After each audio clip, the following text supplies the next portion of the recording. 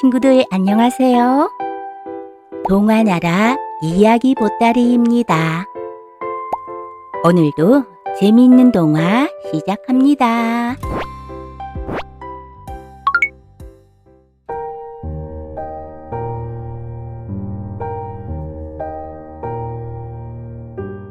놀리면 안 돼요.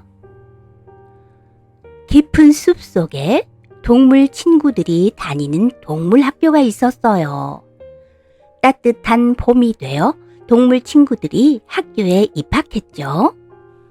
교실에 들어간 친구들이 와글와글 시끌벅적 장난치고 있었어요. 그런데 갑자기 뿌 하는 소리가 났어요. 무슨 소리야? 냄새. 누가 방귀 꼈어? 냄새. 누구야? 누가 그런 거야? 모두들 코를 잡고 떠들고 있었죠. 갑자기 교실 문이 열리더니 사슴 선생님이 들어오셨어요. 동물 친구들이 모두 조용히 제자리에 앉았답니다. 친구들, 교실에서는 조용히 해야 돼요. 알겠죠? 자, 그리고 모두 오늘 처음 만난 친구들이니까 자기소개를 해보도록 해요. 학생들은 한 명씩 나와서 자기소개를 했어요. 차례차례 친구들이 소개를 하고 이제 호랑이 차례가 되었죠. 안녕, 나는 호랑이야. 숲속 동굴에 살고 있어. 이름은 호미야. 그러자 곰이 푸하하 웃음을 터뜨렸어요. 이름이 호미래. 토끼도 아니고 낫도 아니고 호미래. 호미는 속이 상했지만 꾹 참았어요. 그래, 그럼 이번엔 곰이 나와서 자기소개 해볼까? 선생님 말에 곰이 나가서 소개를 시작했어요. 내 이름은 우신이라고 해. 친하게 지내자. 그러자 이번에는 호랑이 호미가 하하 웃었어요. 곰? 우신? 너는 이름이 고무신이니? 사슴 선생님은 친구들에게 부드럽게 다 일렀어요. 얘들아, 친구끼리 이름으로 놀리면 안 돼요. 바로 그때였어요. 강아지가 손을 번쩍 들고 사슴 선생님께 말했어요. 선생님, 저 똥 마려워요. 화장실은 쉬는 시간에 다녀와야 해요. 앞으로는 꼭 쉬는 시간에 가요. 네, 앞으로는 꼭 그럴게요, 선생님. 강아지는 냉큼 화장실로 달려갔어요. 나가면서 강아지는 방귀를 뽕뽕 묵 하고 꼈죠. 뭐야? 아까 방귀도 강아지 제가 낀 거였어? 그런가 봐. 아까부터 똥이 마려웠나 봐. 졸려서 꾸벅꾸벅 졸던 부엉이가 방귀 소리에 잠이 깼어요. 이번엔 부엉이가 나와 볼까? 예, 선생님. 얘들아, 내 성은 부시고 이름은 자니, 부자니야. 미국에서 살다 와서 외국 이름이야. 곰은 부엉이의 이름을 듣고 넌 부자니? 하고 놀리려다가 선생님 말씀이 생각났어요. 아차, 친구를 놀리면 안 된다고 하셨지. 학생들 소개가 끝나자 사슴 선생님은 설명을 시작했어요. 이제 학교에는 어떤 곳이 있는지 소개할게요. 자, 우리 학교에는요. 하고 선생님이 학교 소개를 하려고 할 때였어요. 갑자기 울리는 전화 소리에 선생님이 무슨 전화지? 친구들 잠시만, 급한 일인가 봐요. 선생님이 전화를 받았더니 호랑이 호미의 어머니였어요. 안녕하세요. 사슴 선생님이시죠? 예, 맞습니다. 무슨 일이신가요? 우리 호미랑 호박이가 학교에 잘 갔나 했어요. 첫날이라 걱정이 돼서 전화드렸어요. 예? 호미와 호박이요? 호미는 교실에 있는데 호박이요? 먹는 호박이요? 사슴 선생님은 고개를 갸우뚱했어요.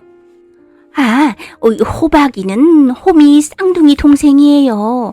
오늘 호박이가 학교에 안 간다고 떼를 썼는데 정말 안 갔나 보네요.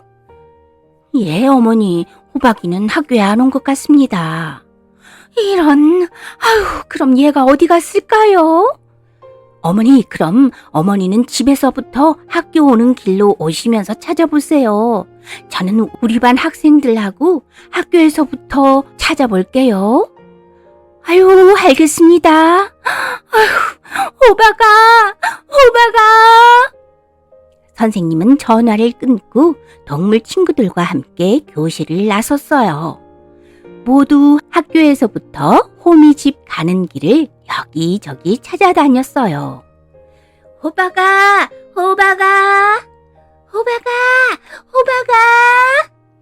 호박이를 부르며 가던 호미가 근처 놀이터에서 혼자 놀고 있는 호박이를 발견했지 뭐예요.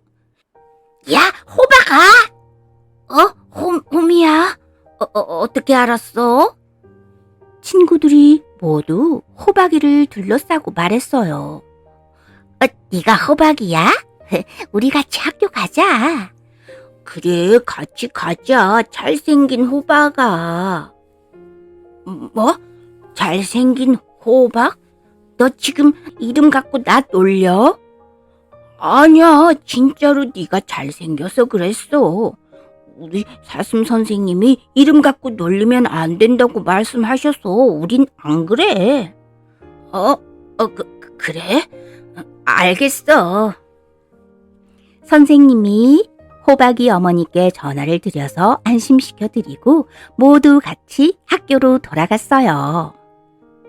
교실로 들어가니 방귀를 뀌며 화장실로 갔던 강아지가 돌아와서는 어리둥절한 표정으로 친구들을 쳐다보았죠. 어디들 갔다 온 거야? 그리고 쟤는 누구야? 제 이름은 호박이야. 너는 시원하게 볼일 다 보고 왔니? 그래. 이제 방귀 안 낄 거야.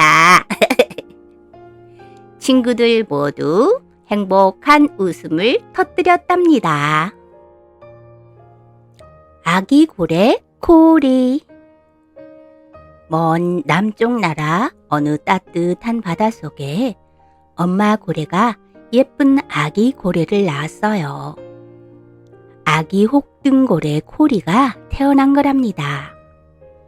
잔잔한 물결 위로 뾰족한 고래의 등 지느러미가 우뚝 솟아올랐지요. 아가야, 숨 다 쉬었으면 얼른 물속으로 내려오렴. 물 밖은 아직 너에겐 너무 위험하단다. 네, 알겠어요, 엄마. 고래는 다른 물고기와는 달라 하루에 몇 번씩 물 위로 올라와 숨을 쉬어야 한대요. 코리는 물 위로 올라가 숨을 내쉬는 시간이 제일 즐거웠어요. 호기심 많은 코리는 물 밖으로 나가서 보는 하늘이며 구름이 정말 신기했거든요. 엄마, 저는 언제쯤이면 바닷속으로 마음껏 헤엄쳐 다닐 수 있을까요? 남극 바다에 여름이 찾아오면 우리는 남극으로 여행을 떠나게 될 거야. 그때가 되면 얼마든지 넓은 바다를 구경할 수 있단다. 정말요? 그럼 엄마처럼 물 밖으로 뛰어오르기도 하고 직접 사냥도 할 수 있지. 와, 남극에 빨리 여름이 오면 좋겠어요. 엄마 고래는 아기 코리를 돌보느라 힘들었는지 어느 날 모처럼 깊이 잠이 들었어요. 엄마 고래 옆에서 멋진 먼 바다를 꿈꾸던 코리는 엄마가 깊이 잠드신 걸 보고는 살며시 엄마의 옆구리를 빠져나왔어요. 궁금해서 견딜 수가 없어. 잠깐만 구경하고 오는 건 괜찮겠지. 호기심을 견디지 못한 코리는 엄마 몰래 바다 구경을 떠나기로 마음먹었어요. 아주 잠깐이면 괜찮을 것 같았거든요. 조금 헤엄쳐 나가자 어른 혹등고래 무리가 보였죠. 그런데 그 어른 혹등고래들은 신기한 소리를 내고 있었어요. 안녕하세요. 저는 콜이에요. 아저씨가 내는 소리는 뭐예요? 너무 신기해요. 안녕, 콜이. 내 노래를 들은 모양이구나. 노래요? 그게 노래 소리군요. 우리 혹등고래들은 여러 가지 소리로 노래를 부른단다. 그럼 저도 노래를 부를 수 있나요? 물론이지. 너도 이 아저씨만큼 잘하면 크고 멋진 목소리를 갖게 될 거야. 남극 바다로 갈 때쯤이요? 오, 똑똑하구나. 그래, 그때쯤이면 이 노래를 부를 수 있을 거야. 신이 난 코리는 물 밖으로 헤엄쳐 올라갔어요. 코리 머릿속에 엄마 말씀이 스쳐갔어요. 아직 물 밖은 너무 위험하단다. 하지만 코리는 곧 엄마 생각을 떨쳐버렸죠. 아주 잠깐만 다녀올 텐데 뭘. 코리는 엄마가 했던 것처럼 물 밖으로 힘차게 뛰어 올라 보았어요. 영자! 후이자!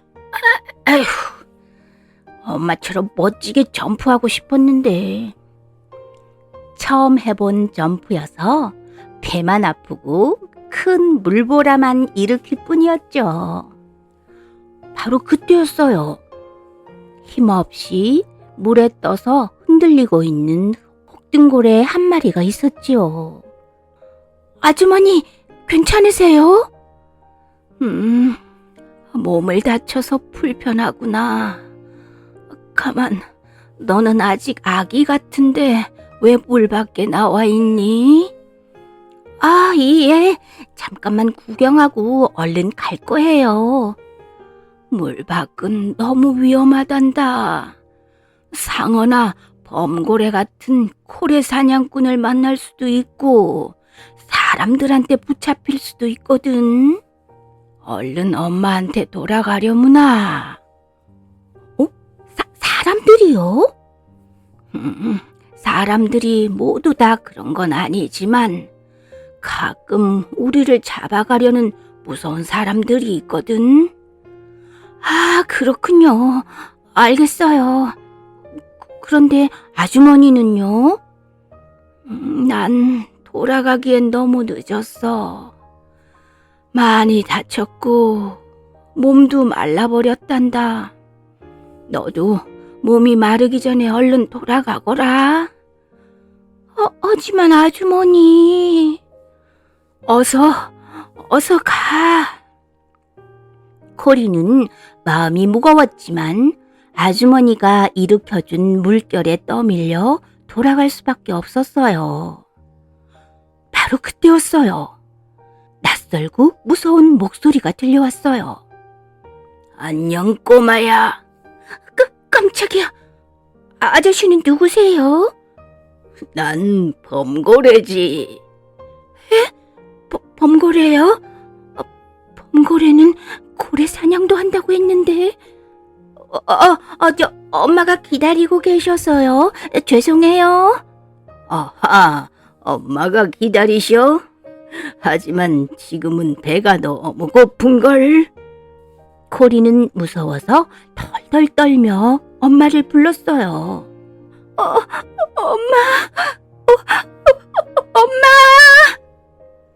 한편 코리가 없어져 걱정하던 엄마 고래가 코리를 찾으러 나왔어요. 그러다 코리를 잡아먹으려고 하는 범고래를 보았지 뭐예요. 아니, 이 녀석 저리 가지 못해? 쏙 사라져! 범고래는 쩝쩝 입맛을 다시며 멀리 헤엄쳐 가버렸어요. 엄마! 코리야, 괜찮니? 네, 엄마, 잘못했어요. 앞으로는 혼자 마음대로 물 밖으로 나오지 않을게요. 코리야, 엄마만큼 자라서 너 스스로를 지킬 수 있는 힘이 생기면 진짜 여행을 떠날 수 있을 거야. 그럼 정말 신기하고 재미있는 일들이 많을 거야. 그때까지만 기다리렴. 예, 그때까지 엄마 옆에 꼭 붙어 있을게요. 그래, 자 어서 돌아가자. 코리는 비록 범고래에게 혼이 나긴 했지만 많은 것을 배운 것 같았어요. 아기 혹등고래 코리는 엄마의 품에 꼭 안겨 집으로 돌아갔답니다. 까막나라 이야기. 아주 먼 옛날 해도 달도 없이 깜깜한 까막나라가 있었어요. 그 나라 사람들은 항상 어둠 속에서 살아야 했지요. 까막나라의 임금님은 늘 근심 걱정이 가득했답니다. 이렇게 빛이 없어서야 어쩌나. 그러던 어느 날 백성들 중 이웃 나라를 구경하고 온 사람들이 굉장한 이야기를 들려주었어요. 글쎄, 그 나라는 사방이 환하게 밝더라니까. 그게 해라는 것이래. 그리고 해가 어두워지면 달이라는 게 나타나서 빛을 비춰준다네. 이 이야기는 임금님 귀에까지 들어갔어요. 해? 그리고 달? 오호, 그것만 있으면 이 어둠에서 벗어날 수 있을 텐데. 해와 달을 구해오고 싶어 고민을 하던 임금님은 충성스러운 불개를 불렀어요. 불개야, 네가 해주어야 할 일이 있다. 불개는 임금님의 말에 눈을 빛내며 들었어요. 충성스러운 불개는 임금님의 명이라면 언제나 실망시키는 법이 없었지요. 아무리 생각해도 네가 이웃 나라에 가서 해와 달을 물어와야겠다. 예, 그리하겠습니다, 임금님. 임금님의 명을 받은 불개는 그 길로 이웃 나라를 향해 달렸어요. 이웃 나라로 간 불개는 하늘에 밝게 빛나는 해를 보았지요. 아, 저게 해구나. 밝기도 하네. 저것을 꼭 임금님께 가져가야겠어. 그런데 하늘에 보이는 해에게 어떻게 가야 하는지 길을 몰랐어요. 저 여보세요. 저 해에게 가는 길 좀 알려주세요. 저기요, 저 해까지는 어디로 가죠? 묻고 또 물으면서 길을 가다 보니 북쪽을 지키는 현무를 만났어요. 현무는 불개에게 해를 찾으려면 동쪽으로 가라고 알려주었죠. 고맙습니다. 동쪽으로요? 현무가 알려준 대로 동쪽으로 가다 보니 마침내 이글거리는 붉은 해가 보였어요. 아, 해다. 드디어 다 왔구나. 하지만 그곳에는 청룡이 꿈틀거리며 해를 지키고 있는 거예요. 무슨 일이 있어도 해를 가져다 까막나라에 빛을 줄 거야. 불개는 틈을 엿보다 청룡이 잠시 한눈을 파는 사이 얼른 해에게 달려가 해를 덥석 물었어요. 뜨거워! 불개는 해를 삼키려 했지만 너무너무 뜨거워 결국 뱉어내고 말았어요. 해는 도저히 안 되겠다. 그럼 달이라도 가져가야지. 이제 불개는 달을 찾아 서쪽으로 갔어요. 그런데 달 앞에는 무시무시한 바람을 내뿜는 백호가 지키고 있는 게 아니겠어요? 저 달이라도 꼭 가져가야 해. 꼭. 불개는 백호가 바람을 내뿜고 다시 들이마시는 틈을 놓치지 않고 얼른 달에게 달려가 달을 텁썩 불었지요. 차가워. 달은 해와 반대로 얼음덩이 같았어요.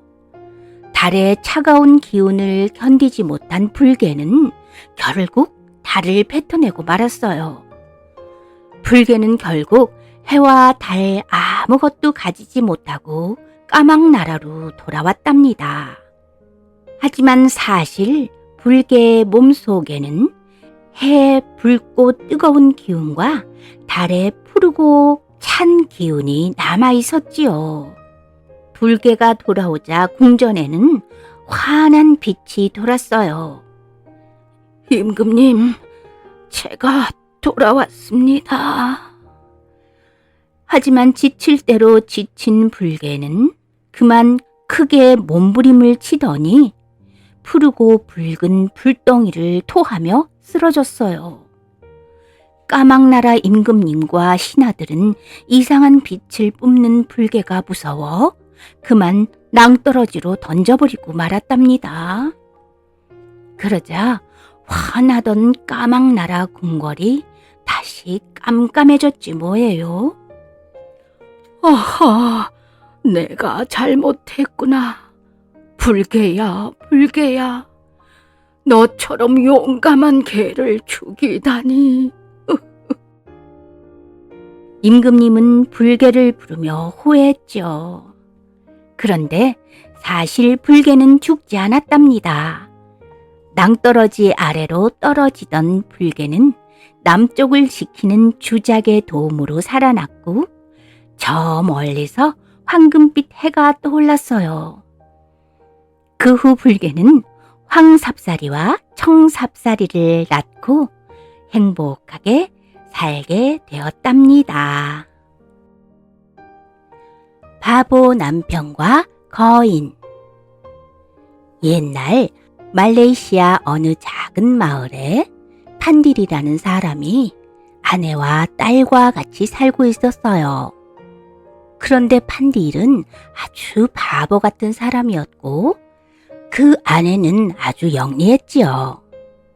그러던 어느 날 부부의 딸이 그만 병에 걸려 하늘나라로 가버렸답니다. 두 사람은 몇 날 며칠을 울며 뜬 눈으로 보냈어요. 그러다 먼저 정신을 가다듬은 아내가 딸을 위해 제사를 지내기로 하고 판딜에게 말했죠. 여보, 내일 마을에 가셔서 물소 한 마리를 사오세요. 예? 물소는 뭐하게요? 그리고 물소가 어떻게 생긴 거예요? 아내는 기가 막혔지만 차근차근 설명해 주었어요. 제사를 지내려면 물소 고기를 올려야죠. 그리고 마을로 내려가다 보면 풀을 뜯어먹고 있는 게 보일 거예요. 그게 물소예요. 아, 알았어요. 내일 당장 사오리다. 판딜은 날이 밝자마자 마을로 내려갔어요. 가다 보니 한 노인이 낫으로 풀을 베고 있는 게 보였죠. 판딜은 노인의 손에 들려있는 낫을 가만히 바라보았어요. 뭐라, 저게 바로 물소로구나. 판딜은 노인에게 다가가 말했죠. 어르신, 그것을 제게 파시지요. 이 돈을 다 드릴 테니까요. 돈을 본 노인은 이게 웬 떡인가 싶어 얼른 낫을 주었어요. 겨우 낫 한 자루에 물소 한 마리 값을 주니 말이지요. 판딜은 낫이 도망가지 못하도록 끈에 매달고는 집으로 달려갔어요. 여보, 물소를 사왔어요. 물소를 기다리던 아내는 그 꼴을 보고는 뒤로 벌렁 자빠지고 말았답니다. 여보, 그건 물소가 아니라 낫이잖아요. 물소는 다리가 넷이고 머리에 뿔이 달려있는 짐승이라고요. 아, 그렇소? 잘 알았어요. 판딜은 그 노인을 찾아가 사정을 얘기하고 무사히 물소를 사왔답니다.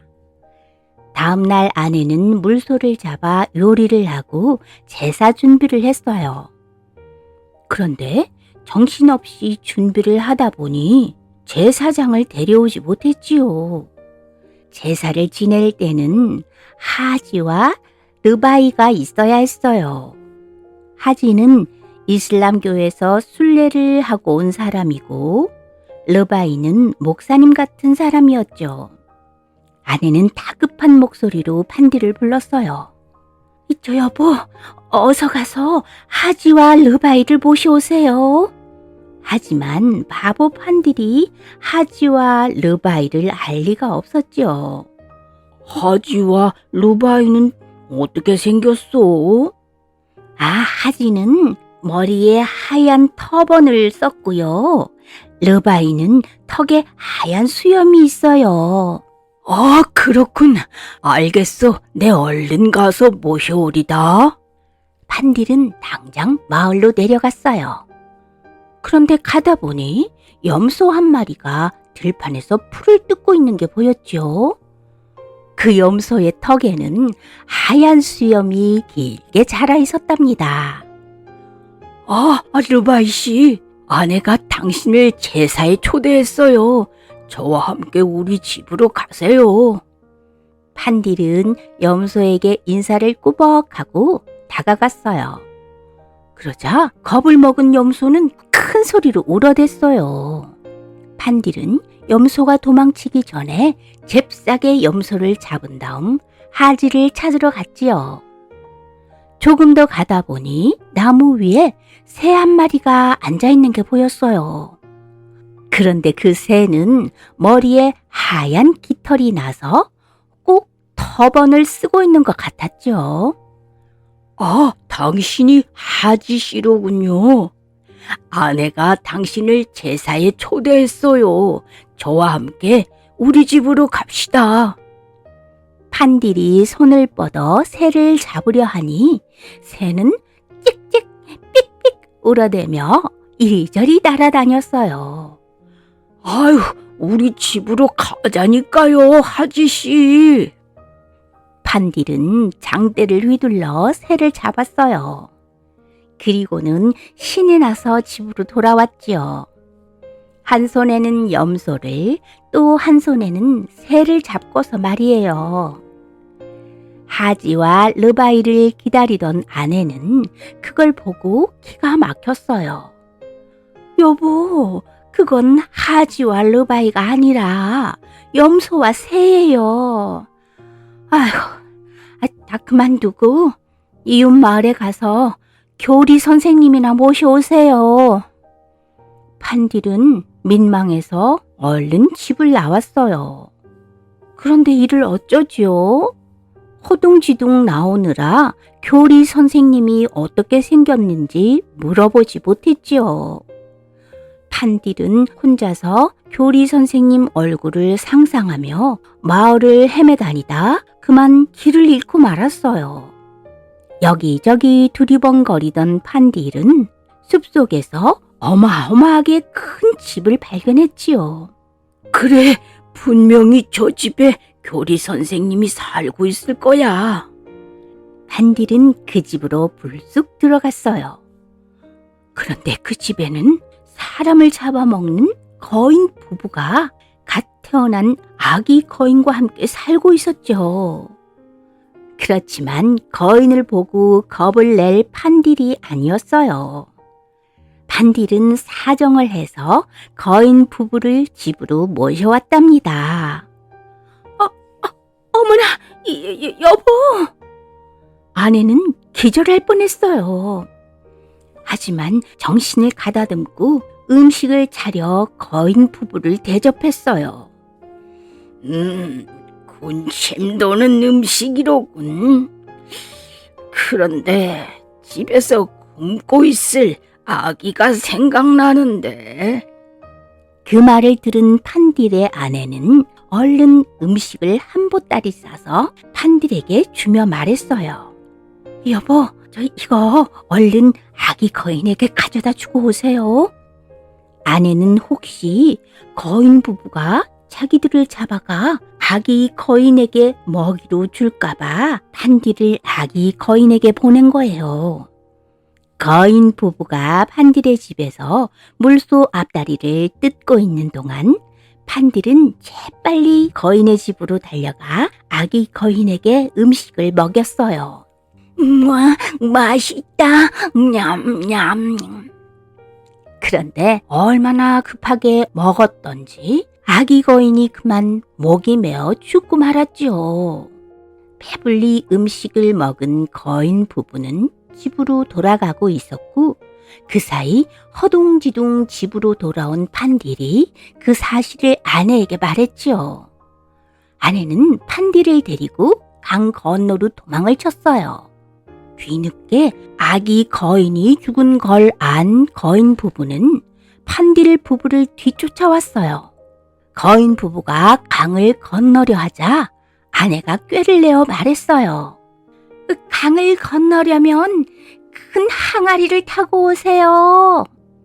거인 부부가 판딜의 집에 가서 항아리를 가지고 오자 이번에는 더 큰 소리로 외쳤죠. 항아리에 다리를 넣고 힘껏 노를 저으세요. 거인 부부는 씩씩거리며 항아리에 두 다리를 집어넣고 노를 젓기 시작했어요. 하지만 앞으로 나가기는커녕 항아리는 자꾸만 물속으로 가라앉았어요. 결국 거인 부부는 항아리와 함께 물속으로 가라앉고 말았지요. 판딜 부부는 거인의 집으로 가보았어요. 그곳에는 금은 보화가 가득했죠. 판딜 부부는 딸의 제사를 정성껏 지내주고 금은 보화로 부자로 잘 살았답니다.